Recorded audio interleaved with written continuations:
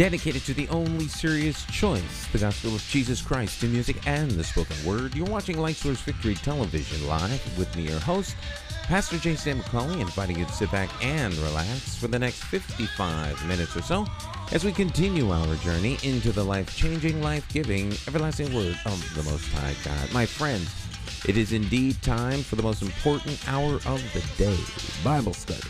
Now, of course, it is my Bible study time that I spend with you.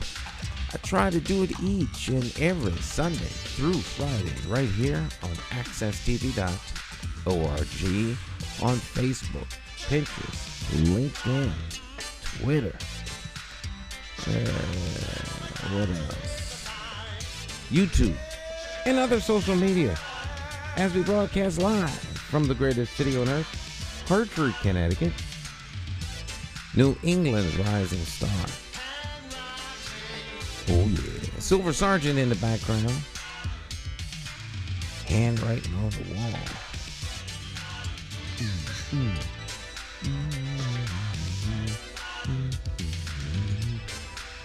Ecclesiastes chapter 4, verse 1 on your screen. This is where we were last time we were together live, so this is where we will pick it up right now. So let's bring chapter 4, verse 1 to the top of the screen. And this is where we will pick it up.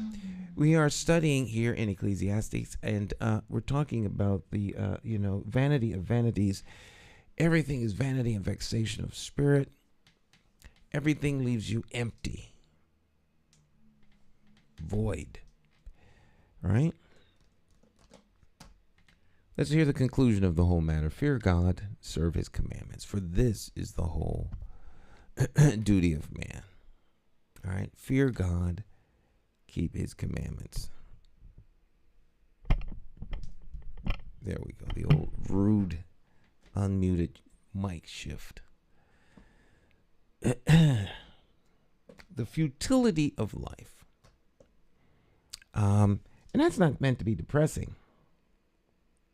It's meant to be practical so that people begin to focus on that which matters most in life. And the necessity of doing something that really actually matters. And so we're going through a series of all the things that you can do under the sun, as Solomon gave his heart to know, right? He was king, and he just did all these things to search out and to find wisdom, if he would, the meaning of things. So if you missed our teaching, my study in this, then you can find it by going to any of the mediums by which I mentioned, YouTube, LinkedIn, Facebook, accesstv.org, channel 10. And you can get caught up. Or, of course, you can always read this for yourself. Again, I observed all the oppression that takes place under the sun. This is the king observing this. All right. It would be tantamount to if you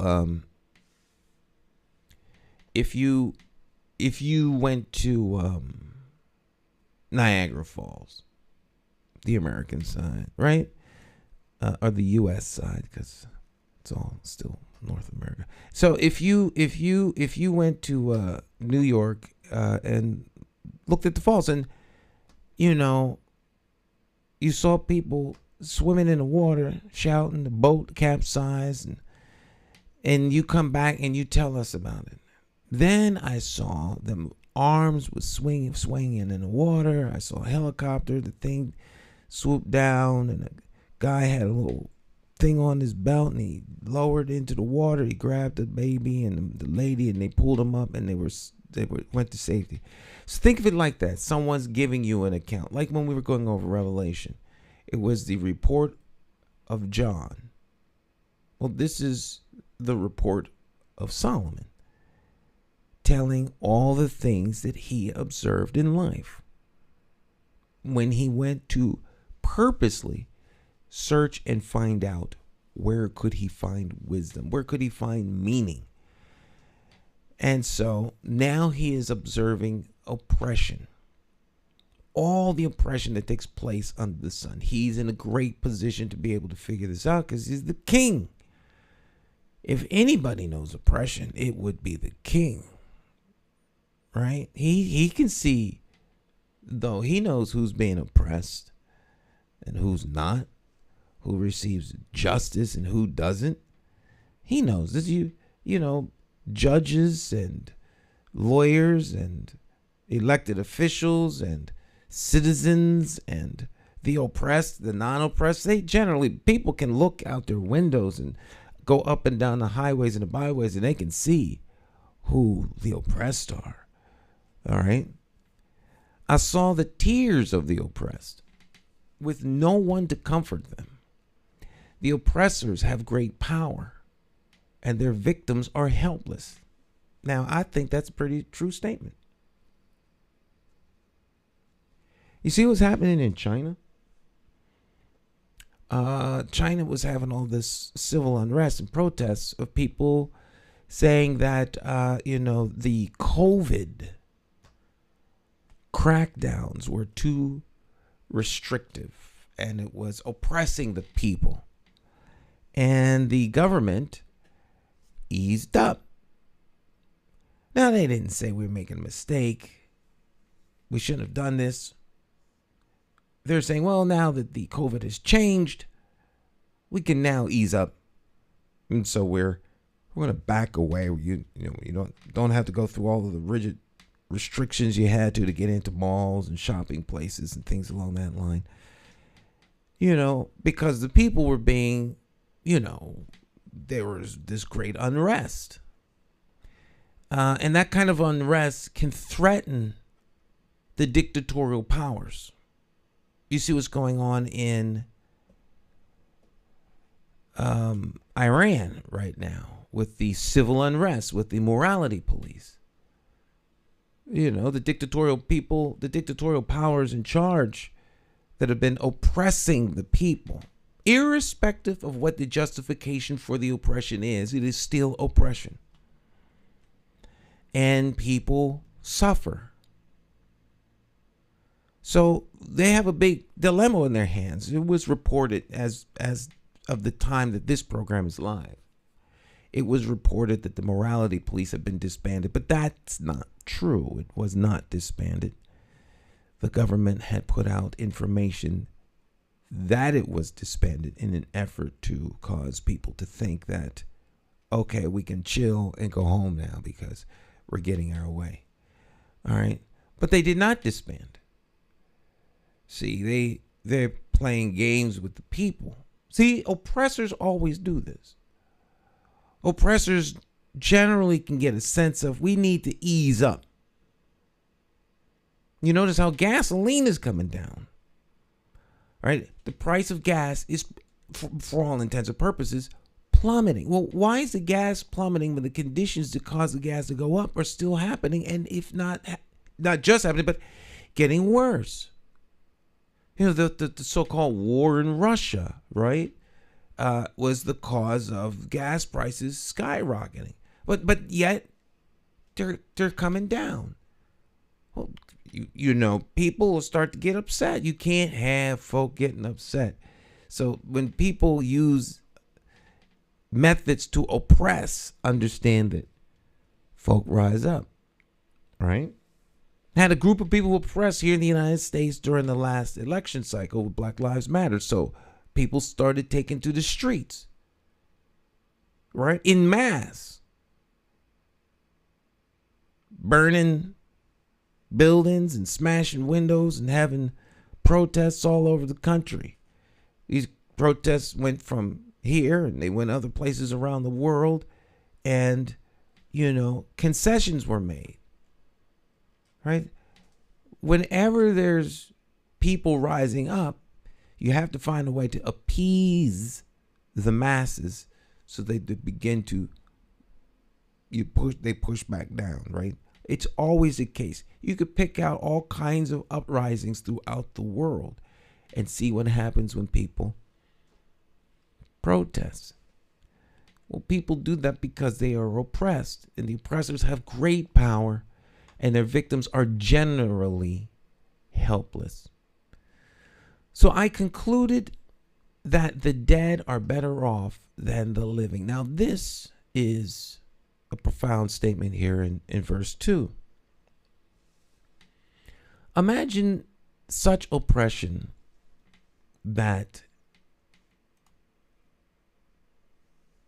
to reconcile this within one's mind, one views the option of death to be better than living. That's some pretty bad stuff. All right. Because there are many cases where the oppressed don't have the luxury or the liberty to gather in mass and push back. All right. Some that are oppressed have no way to push back. Lives are absolutely miserable. There are people who are kidnapped, sold into sex bondage. Then not going to be no uprising. Right? People that are forced to be in severe living conditions. There's no upright. Suppose you were sentenced to a life in prison and you were innocent, and there's no one to plead your case, and you are just locked up somewhere behind iron bars in an iron facility that's deep in the heart of the earth, and there is no escape. No escape. You know, you could be in Guantanamo Bay or something like that, and they're using extreme measures to extract information from you, and so you undergo torture. You're not getting out. Nobody's coming for you. In that case, one might seek out death. It can't find it. It would be better to be dead than to be alive. This is the conclusion that he is making here. So I concluded that the dead are better off than the living. Verse 3, top of the screen. But most fortunate of all are those who are not yet born, for they have not seen all the evil that is done under the sun. Now it's just a death spiral of depression as you go round and round the circle into the vortex of the whirlpool. That's pretty bad. So not only is the life of the oppressed a horrible one, not only is there misery and oppression all over, or I should say oppression and as a result misery all over and great, but that it is so bad that one would rather be dead than alive, and even better yet, never to have been born. Better to never have been born. That's like next level oppression. Because most people really don't understand what it is to be oppressed. Most certainly, if you're watching this program, I would dare to say that you have the luxury of having, at the very least, electronic device that lets you see this, whether it's your phone, a television, smart TV, something, but you've got internet, you've got some kind of capacity to view this. So as bad as you would think things may be, no. Imagine being so oppressed that you'd say it would be better not to be born. Suppose you lived in some country that's on the African continent and the whole village is starving. There's no food. All right, and there's been a drought, and now there's famine, and the little children are starving to death. And it could be easy to come to a conclusion that it would be better if these poor kids were never born. All right. I mean, we can go much. We could take side avenues off of that and link it to other social issues where the death of the unborn become a viable option, because those who are alive figure, well, who would want to be born into such misery? The plight before, and they haven't been born yet, mind you. Okay, so you can see where the idea and notion of oppression can become so overwhelming that it becomes an option not to be born. Unfortunately, for those of us who are alive, we've been born. This too is vanity and vexation of spirit, right? There's nothing you can do about it. So you wind up in a state of helplessness. The scores of people who undertake good deeds on the planet, in your state, in your town, in your city, that do good deeds day in and day out and day in and day out, and they sacrifice of themselves, they give of themselves the riches of their substance, of their time, of their energy, only to have the very people who they're trying to help take something from them, or stab them in the back, or just abuse the help that you give. You know? Vanity and vexation of spirit. In what efforts that human beings undertake is there a sustained reward? And thus the conclusion of the whole matter: fear God, keep his commandments, for this is the whole duty of man. Because the only place you get a sense of reward, the only place you can go, the only work you can do that is truly fulfilling, is the things that you do when you step out in faith, in obedience to the leading of the Lord. Because now the reward you get isn't from the work. The reward you get is from knowing that you are walking in obedience to the Lord. Amen. Verse 4, top of the screen. You're watching Light Source Victory Television Live. I'm your host, Pastor J.C. McCauley. And we are pressing our way through Bible study. Then I observed that most people are motivated to success because they envy their neighbors. Hey, you talk about something sad. Imagine that the ultimate reason or rationale that people are successful is because they envy something their neighbor has done, or envy something their neighbor has. You talk about empty.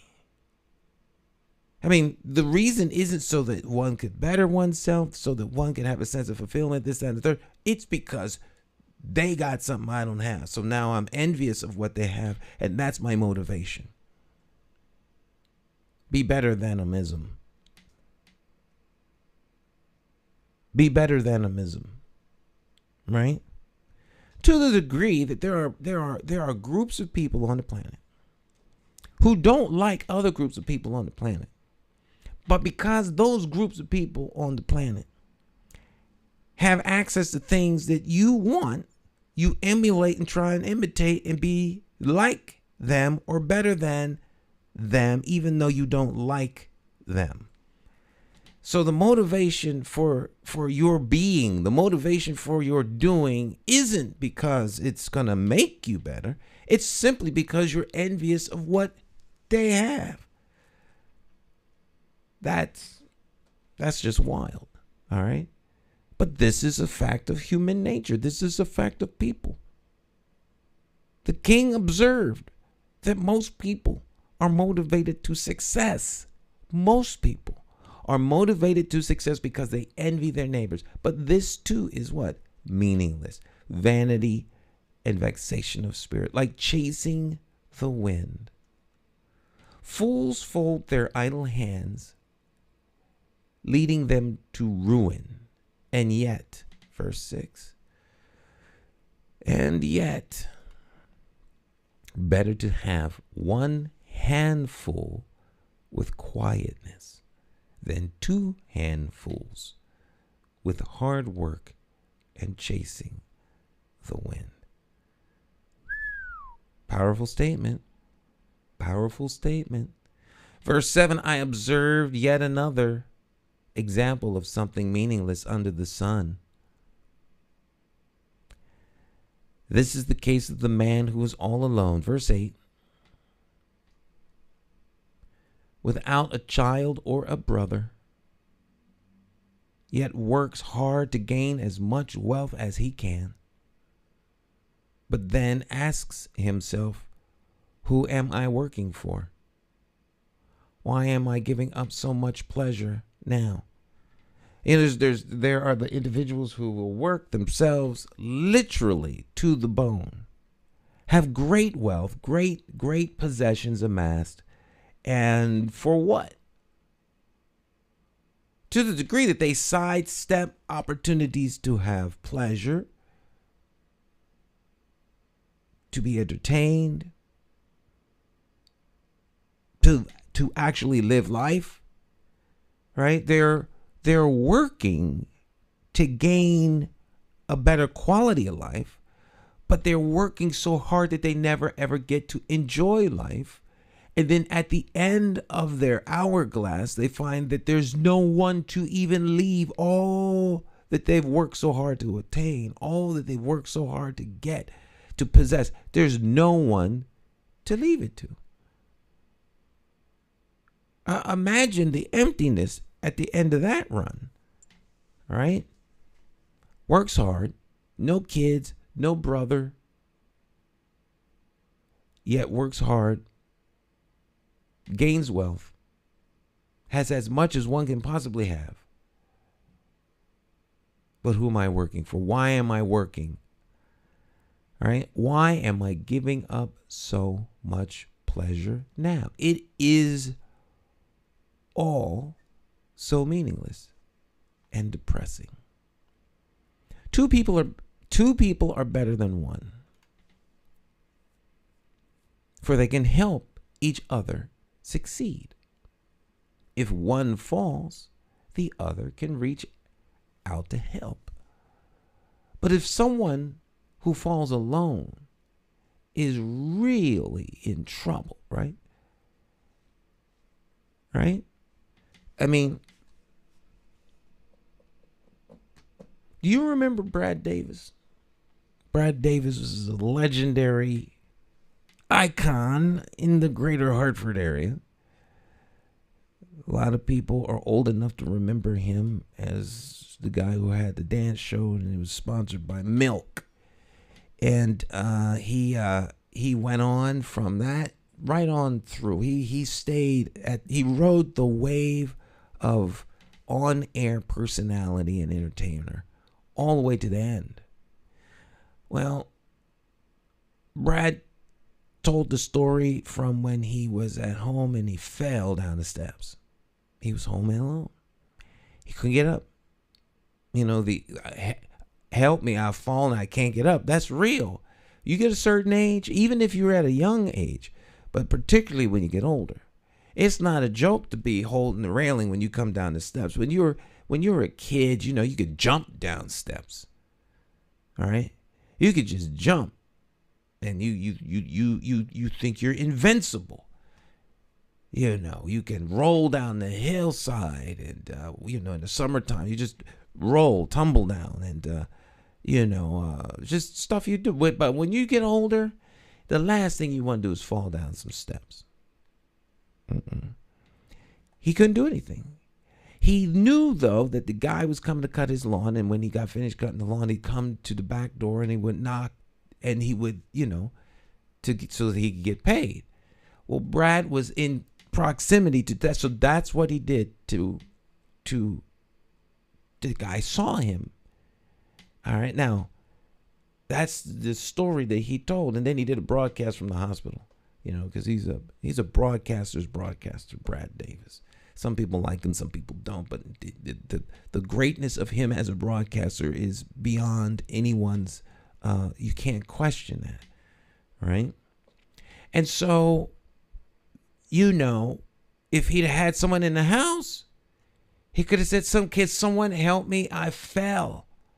I need your help. There's people who are going into their basement to get something, fall down the steps, and literally die. Seniors, older people, all right? Quite capable, but they fell. And as a result, they couldn't get up. No one comes by to help them, and so they're doomed. That's why particularly in this time of year, you hear people say, check in on your seniors and things along that line. Check in on your loved ones. Call your loved ones up. See how they're doing. Do a good and welfare check. Stop by somebody's house. See how they're doing on a regular basis. And if they don't answer the door, something might be wrong. All right. Eventually, someone goes by to see them. I heard on the news today, guy bought a house. There was a corpse in his basement.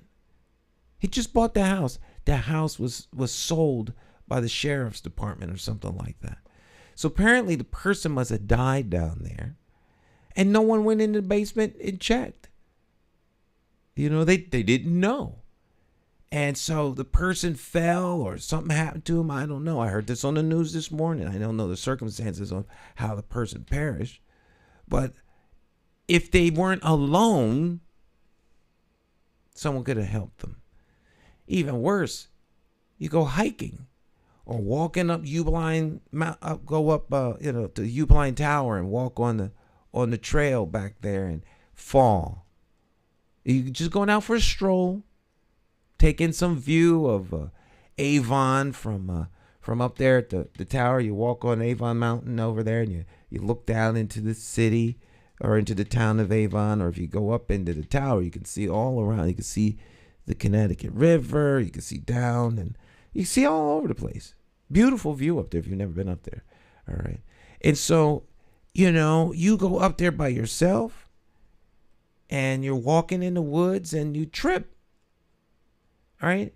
Or you break an ankle because you saw some sort of creature over there, turkeys or, deer or, raccoon or, some sort of bobcat or little mountain lion or whatever they have around here that's got teeth and can bite you. And the thing start chasing you through the woods, and you run and scream and help.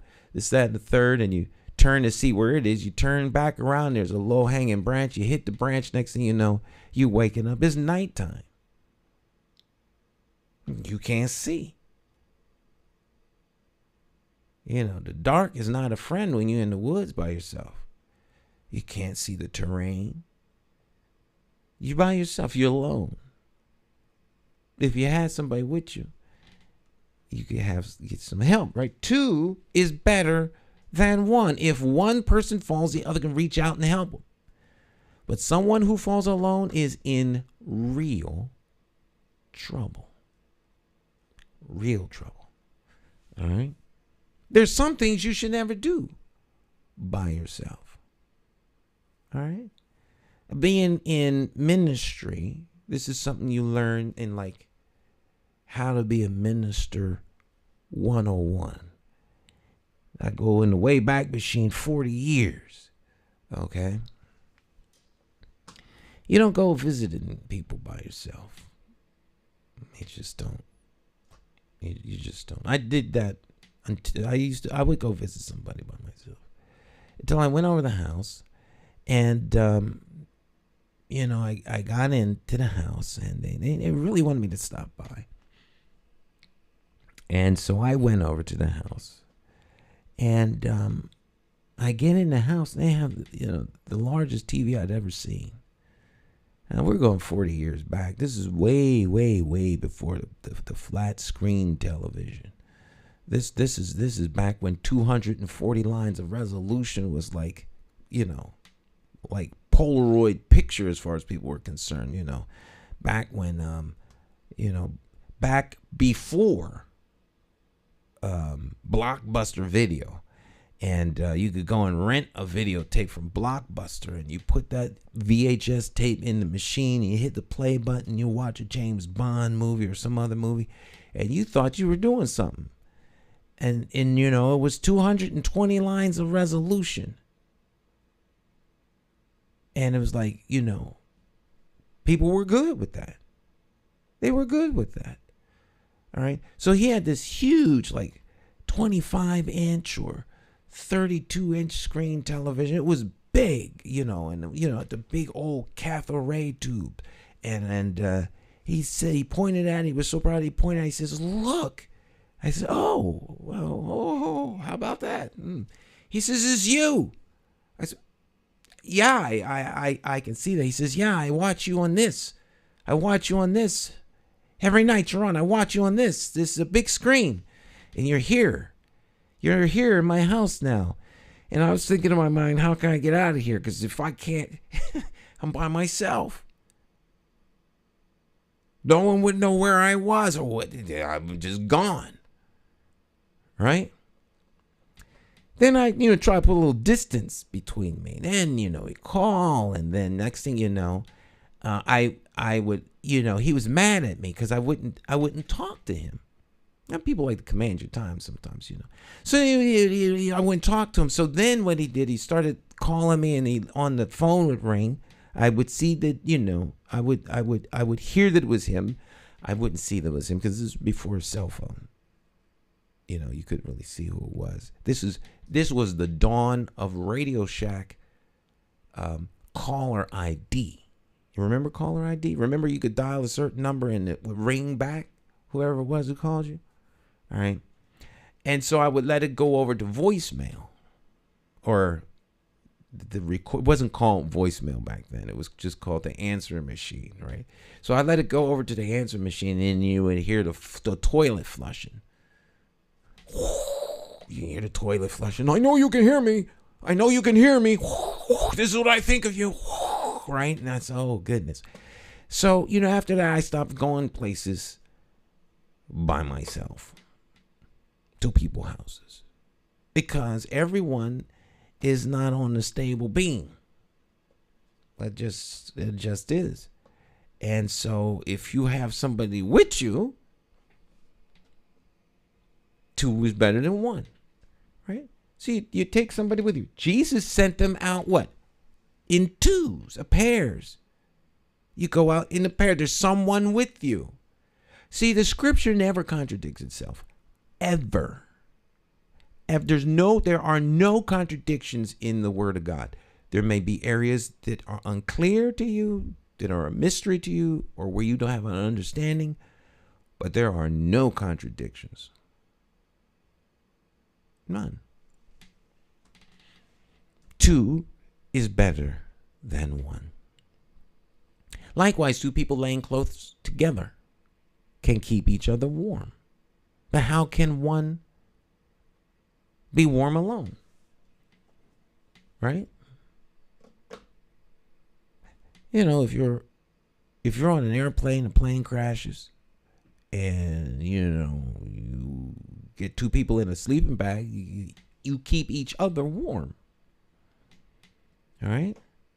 Because you have the body heat of somebody else. This is like this. You can't get no more practical than this. This is just straight out practical. All right. This is talking about a situation where the cold can kill you. So 2 laying next to one another can keep each other warm. But how can one be warm alone? You can't.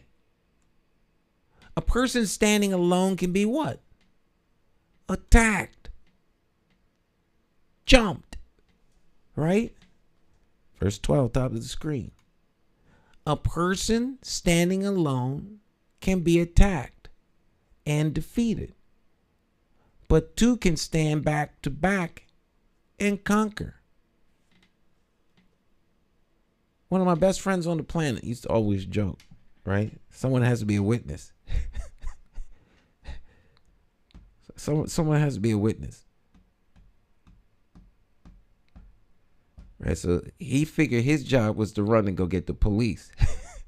No sense in both of us dying, right? I can tell the police what happened. So you run to get the police. So,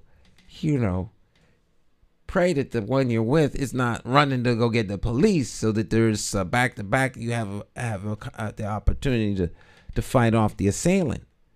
But if you're by yourself, you go from being alone to being a victim. You go into the victim column, right?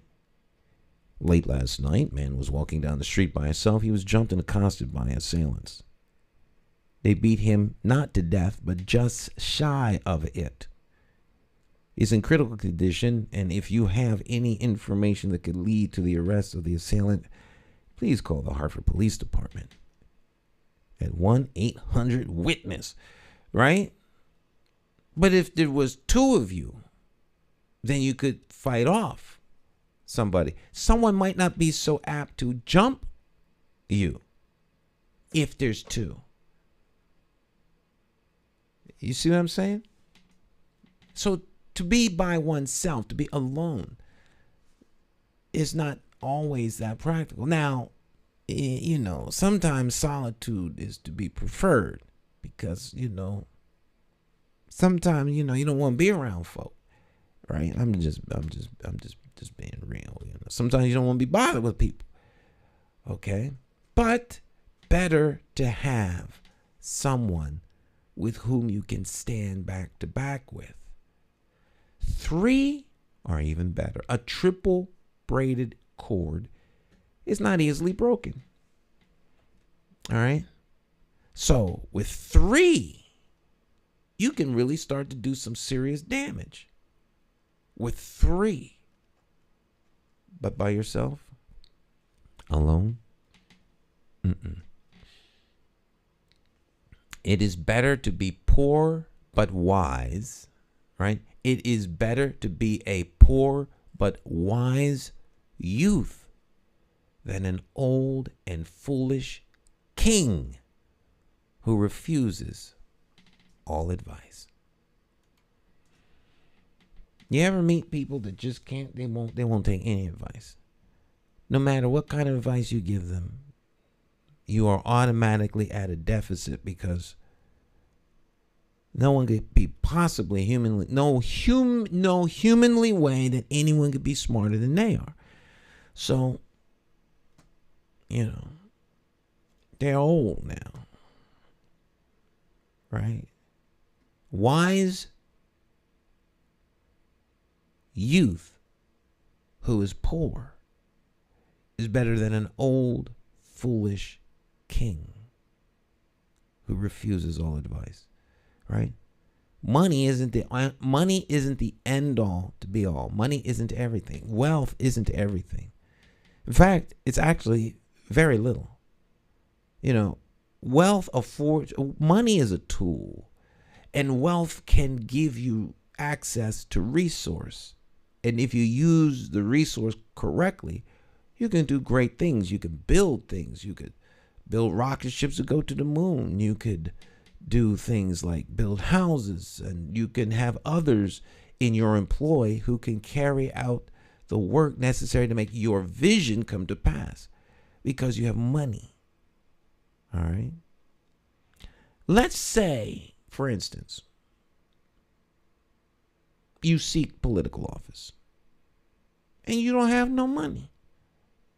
Well, part of winning an election is money, message, and manpower. That's the 3 M's. Money, message, manpower. Manpower, message, money. You can mix it up any way you want, but you got to have all 3. All right. Now, at least 2 of the 3. You got to have at least money and a message. Right? If you got money and a message, you can buy the manpower.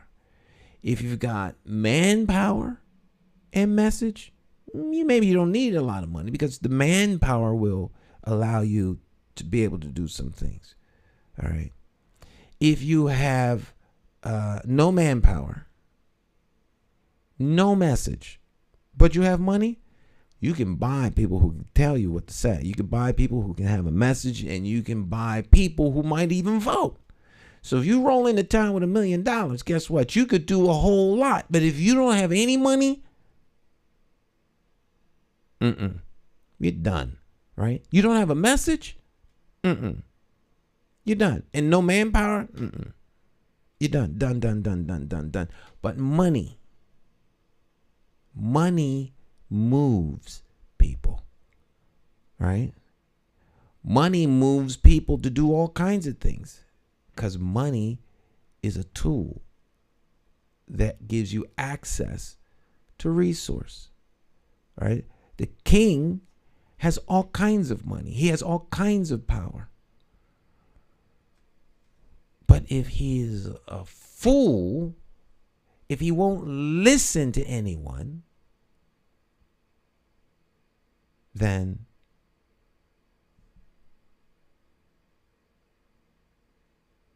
what good is he? He's just a foolish king and refuses any advice. So just because you don't have money simply means you just don't have a lot of resource. But you know, it is better to be wise than to be rich. Far, far, far, far better to be wise than to be rich. Such a youth could rise from poverty and succeed. He might even become king, though he has been in prison. But then everyone rushes to the side of yet another youth who replaces him. Endless crowds stand around him. Verse 14. Endless crowds stand around him. But then another generation grows up and rejects him as well. So it is all meaningless, like chasing the wind.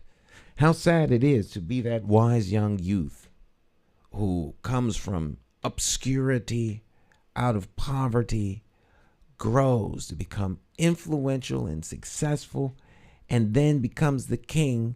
But now another person comes along, and another person becomes popular, and another person rises up, and the people who once thought he was such a wise king no longer honor him. This too is vanity and vexation of spirit, right? Popularity comes, popularity goes. One person's popular today, the next day, folk don't remember their name. This too is empty. This too is like a vapor. Only what you do for the Lord will last. Submit yourself to the Lord. Serve him. Keep his commandments and walk by faith. My friends, that's the whole duty of man, right? Fear God, keep his commandments. If you do these things, your life will be rich and full. God will give you the tools you need to do the things that you have to do, because he equips those he calls. God calls people to do all kinds of works, all kinds of ministry, all kinds of service to people. All right? When you do service to people out of a pure heart as led by the Spirit, they're ministered to. And you are full or fulfilled because of the work you did to bring the glory to the Lord. If the work you're doing is to get glory from somebody else or hope that they will appreciate it, be careful.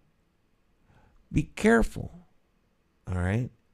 I've met more than a few great human beings, community folk, who spend their entire lives working to make life better for other people, only to be gravely disappointed in the end.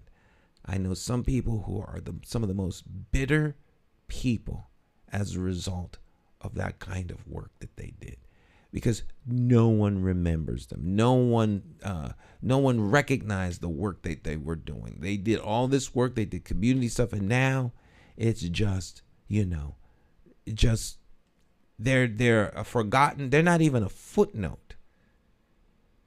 Why? Are the people ungrateful? No. No. Can you remember every place that you've ever stopped on the highway? When you had to go to the bathroom, you pulled over and you went into the place, you got a sandwich, went to the bathroom, got back in the car and moved on. You didn't write them a letter of how great they were, how clean the bathroom was, and what an opportunity it was for a moment of remembrance. You had a need, and the need was fulfilled, and that roadside stop was available to supply the need. If you make yourself a utility, a need, then all kinds of people will come to take advantage of the utility you're offering, particularly if it's free. There'll be no shortage of people to come and use the free facility or take part of the free need. I mean, you have a spring in the backyard that bubbles up the best gravy ever made, and people coming with bowls to get the free gravy, right? The juice reserved for the king, and it's flowing out of the ground, and you can get you all the gravy you can handle. All right. Well, yeah, people will take it. Why? Because it's free, and it's something that they need or want. So because somebody has a need or a want does not resonate in most people as something for which to be eternally grateful. You have a need, you go shop every week for food. You don't write the supermarket and tell them what a great place they have and how you want to come and volunteer to wash the windows because they just provide a great service. You probably don't even know the name of the people who own the building or own the supermarket. You don't volunteer to go over there and shovel snow off the sidewalk. In fact, you want to know why the snow isn't shoveled off the sidewalk. You could slip and fall, right? I know some people who can't wait until it's slippery weather so they can walk into the Walmart and slip and fall because they know they're going to get some money, all right? I'm looking down because somebody might be watching, right?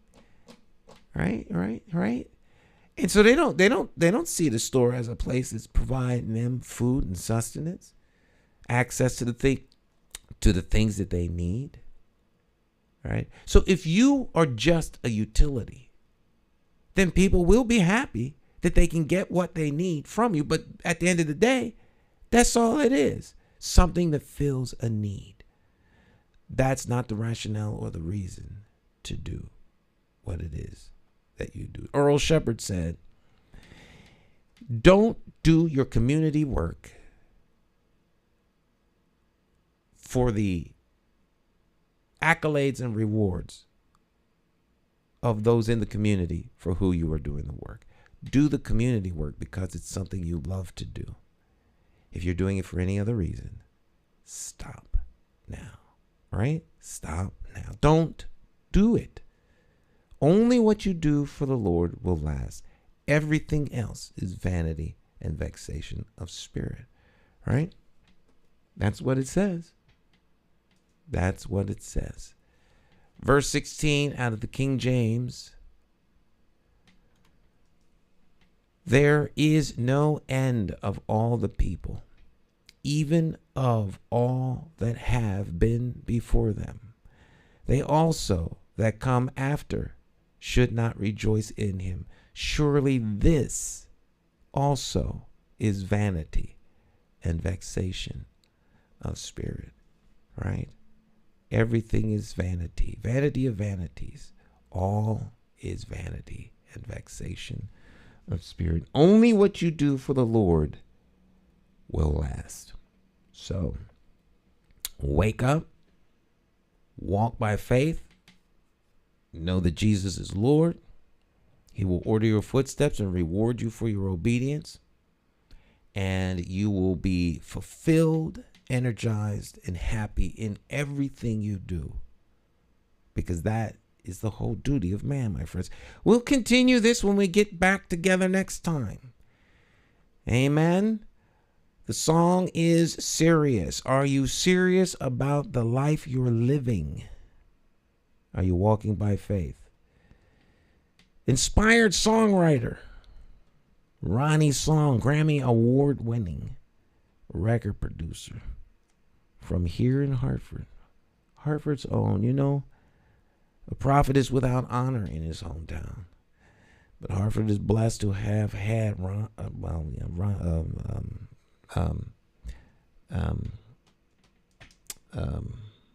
Ronnie Song. I almost called him by his old given name. That's a private joke. Roll tape. My friends, when it's all said and done, the only thing you need to know is this fact, and that, of course, is Jesus saves. Listen to the words of the inspired songwriter, the psalmist. Amen. And let it minister to your heart. We'll see you next time. Tell someone you love them. Go out and have a conversation with an enemy. Get to know them. Bye.